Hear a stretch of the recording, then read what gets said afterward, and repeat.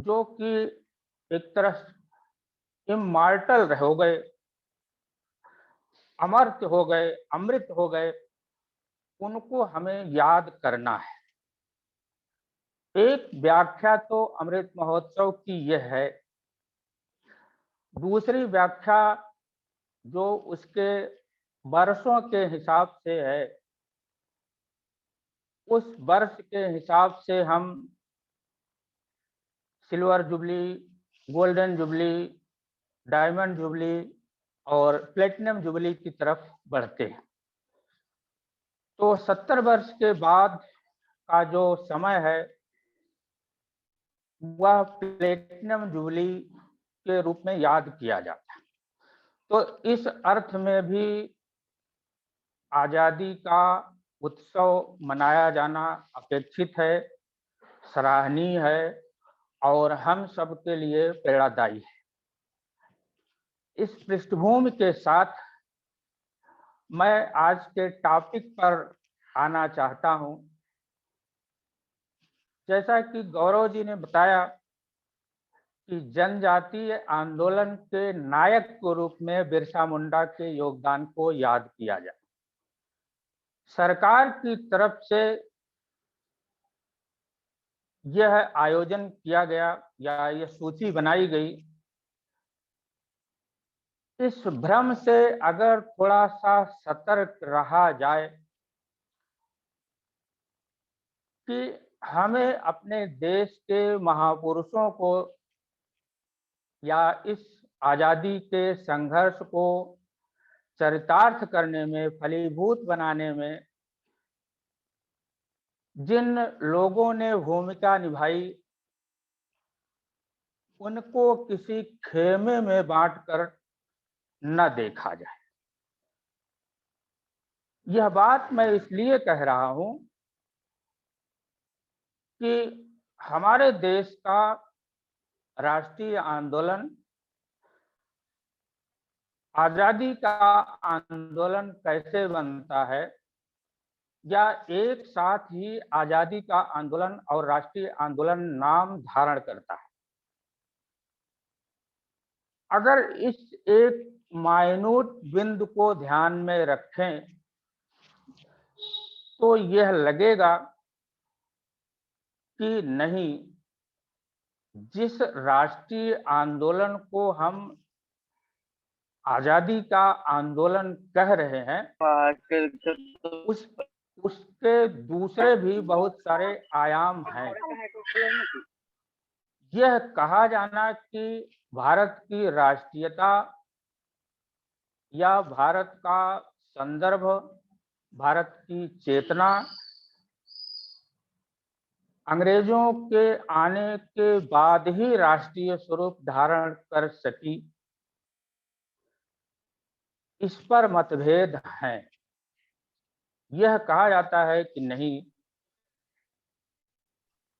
किंचित भिन्न अर्थ में ही सही हमारे साथ, हमारे पास एक आदर्श था। उस आदर्श के चलते हम इस भावना को पहले से भी रेखांकित कर सकते हैं। मैं और बोलना चाहता हूं कि हमारी राष्ट्रीयता की पहचान क्या हमारा भक्ति आंदोलन नहीं कराता? हमारी राष्ट्रीयता की पहचान क्या हमारी 6वीं शताब्दी का आंदोलन नहीं कराता? निश्चित रूप से कराता है। यहाँ बिरसा मुंडा के संदर्भ में मैं सिर्फ इतना कहना चाह रहा था कि बिरसा मुंडा ने भले ही क्षेत्रीय आधार पर अपनी जनजाति के बीच एक आंदोलन चलाया और उसे परिणत तक पहुंचाया, तो क्या इसे एक राष्ट्रीय सूत्र के रूप में नहीं देखा जाना चाहिए? निश्चित रूप से मेरे विचार से देखा जाना चाहिए, क्योंकि जो काम उन्होंने किए उससे भी राष्ट्रीयता का सूत्र तलाशा जा सकता है। यह दूसरी बात थी जिसे मैं रखना चाहता था। तीसरी बात, बिरसा मुंडा, जैसा कि आप सभी जानते हैं कि आधुनिक झारखंड या वर्तमान झारखंड राज्य के निवासी थे।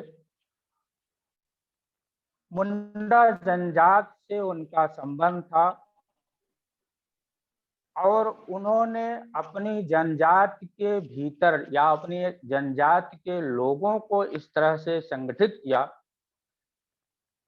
कि जिस ब्रिटिश राज के खात्मे का स्वप्न उस समय तक के राष्ट्रीय आंदोलन के राष्ट्रीय नेतृत्वकारी या राष्ट्रीय नेतृत्वकर्ता नहीं देख पा रहे थे, उस स्वप्न को न केवल बिरसा मुंडा ने देखा बल्कि उसे चरितार्थ भी किया। बिरसा मुंडा से संबंधित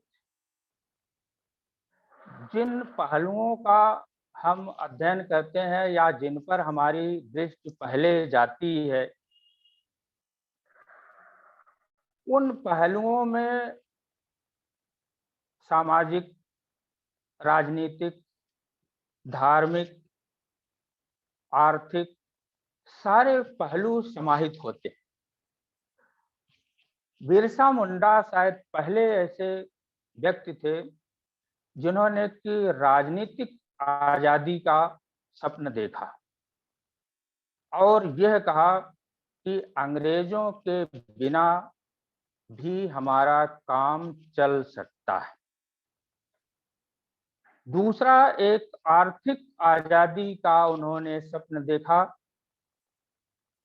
जिसको कि चरितार्थ किया, फलीभूत कराया बहुत सारे संघर्षों के बाद। जिस धार्मिक और सामाजिक पहलू की बात हम कह रहे हैं या कहना चाहते हैं, उस लेवल पर भी बिरसा मुंडा ने एक आदर्श प्रस्तुत किया। अपने समाज की वास्तविकता को ध्यान में रखते हुए कि बिना धर्म के बंधन के बिना, उसकी एक आवृत्ति के बिना, उसकी एक अनुगूंज के बिना जनता को एकीकृत नहीं किया जा सकता। शायद उस अनुगूंज के लिए उन्होंने न केवल ईसाई मिशनरियों का विरोध किया बल्कि अपने लिए एक अलग धर्म की परिकल्पना की, उस परिकल्पना के आधार पर चलने का प्रयास भी किया।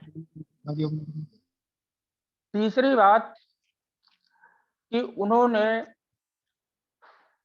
एक आदर्श दिया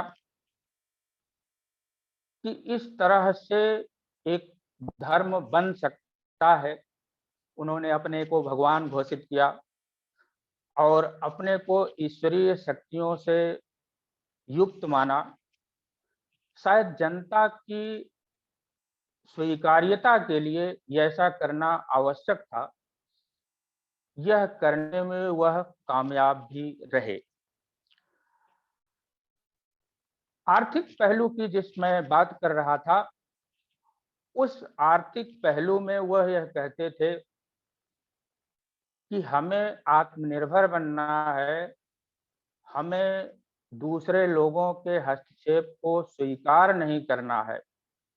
दिकू कह करके वह बाहरी लोगों का विरोध करते थे और अपनी आत्मनिर्भरता के लिए उस व्यवस्था को बनाए रखना चाहते थे जो हजारीबाग, पलामू, रांची, लोहरदग्गा, सिंहभूम में खूंट कट्टी व्यवस्था के नाम से जानी जाती। खूंट कट्टी व्यवस्था में जमीन पर कम्युनिटी का नियंत्रण होता था। आप सभी जानते हैं कि जमीन का इस तरह से मालिकाना हक तय किया जाना कि जमीन का मालिक कौन है, यह अंग्रेजी शासन की एक बड़ी चाल थी, या कहिए कि एक बड़ी रणनीति थी, जिसके तहत उन्होंने जमीन पर मालिकाना हक के लिए तरह तरह के पैंतरे अपनाए।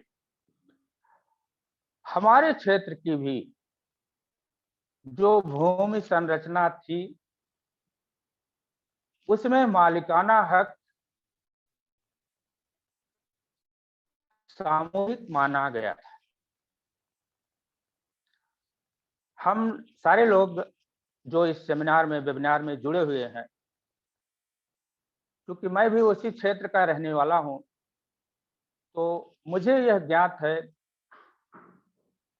कि संत विनोबा ने जब भूदान आंदोलन चलाया,